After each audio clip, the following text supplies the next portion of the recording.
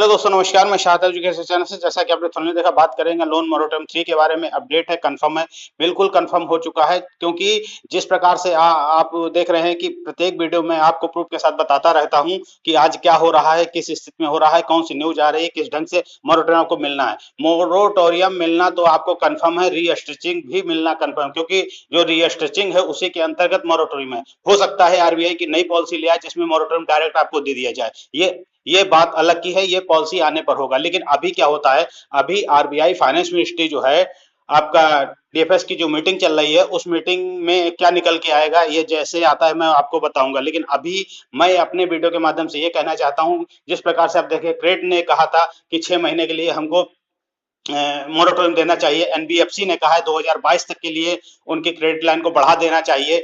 आपके भारतीय state bank के चीफ ने भी कहा है कि मोरेटोरियम आपको देना आवश्यक है और एक अंतिम विकल्प ही मोरेटोरियम है। और लगभग सभी बैंकों के उच्च अधिकारियों ने, चीफ ने कहा है, आरबीआई को मीटिंग भी किया था, उसमें भी कहा गया था, लेटर भी लिखा था कि मोरेटोरियम ही एक आखिरी विकल्प बचा है। जैसा कि मैंने थंबनेल लिखा है, ओनली वन ऑप्शन, केवल यही एक ऑप्शन है जो मोरेटोरियम दे। कोविड की सेकंड लहर जो फर्स्ट से काफी ज्यादा तेज है, काफी ज्यादा। अब कोविड में ये स्थिति आप न्यूज भी देखते हैं और आप अपने आस पड़ोस में भी देख रहे हैं, आपके रिश्तेदार, सगे संबंधियों में कोई ना कोई आपको प्रतिदिन एक न्यूज मिलती होगी जो वो कोरोना से पीड़ित, यानी कि कोविड की जो स्थिति चल रही है, वो स्थिति यही है कि प्रत्येक तीसरा आदमी, हर एक तीसरा आदमी कोविड से ग्रसित है और उसकी कहीं ना कहीं वो अपनी आवश्यकताओं पूर्ति नहीं कर पा रहा है और हमारी सरकारें भी उसको पूर्ति नहीं कर पा रही हैं। अब हमारे श्री नरेंद्र मोदी प्रधानमंत्री जी को शायद बंगाल चुनाव से छुट्टी मिल गई होगी, बंगाल चुनाव का रिजल्ट भी आ गया है।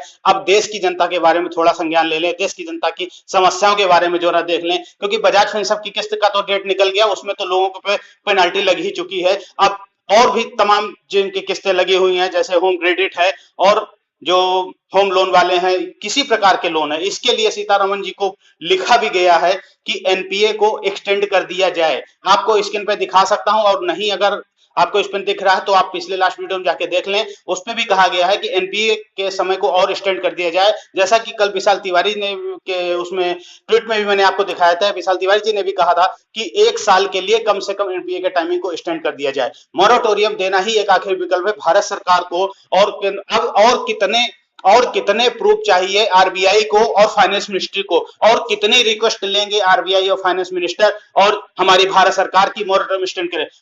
आपके सीएम श्री उद्धव ठाकरे जी ने सबसे पहले पहल की थी मोरेटोरियम के लिए, अपने ईएमआई को डिफर कराने के, उन्होंने लिखा था। उसके बाद सभी बैंकों के उच्च अधिकारियों ने भी लिखा है, एनबीएफसी ने भी लिखा है, क्रेड ने लिखा है, आरएआई ने भी कहा है, रिटेल एसोसिएशन ऑफ इंडिया ने भी कहा है कि इसको जो बढ़ाकर 6 महीने के लिए कम से कम मोरेटोरियम दिया जाए। लोग कि जिस प्रकार से दिल्ली में 25 दिन का लॉकडाउन लगा, 25 दिन के लॉकडाउन में आप ये समझ लिए 5 लाख करोड़ रुपए का व्यापारी का नुकसान हो गया। ये जो व्यापारियों को नुकसान हो रहा है, ये अपनी किस्तें कैसे देंगे? क्योंकि कोई भी धंधा व्यापार करते हैं, कोई भी काम करते हैं तो हमें लोन लेना पड़ता है और लोन की हमें किस्त देनी पड़ती है। जब हमारा व्यापार चल ही नहीं रहा, हमें जब नौकरियां ही नहीं कर पा रहे। अब अरविंद केजरीवाल जी ने कहा था, हाथ जोड़कर कहा था अपने प्रवासी मजदूरों से, मैं हाथ जोड़ता हूं, आप लोग कहीं ना जाइए, लॉकडाउन ज्यादा बड़ा होने वाला नहीं है। लेकिन दिन पर दिन, हर हफ्ते 7 दिन के लिए लॉकडाउन बढ़ता जा रहा है। उन प्रवासियों को क्या होगा, वो अपनी किस्तें कहां से देंगे? इस विषय पर सरकार को, स्टेट गवर्नमेंट को और भारत सरकार को और आरबीआई को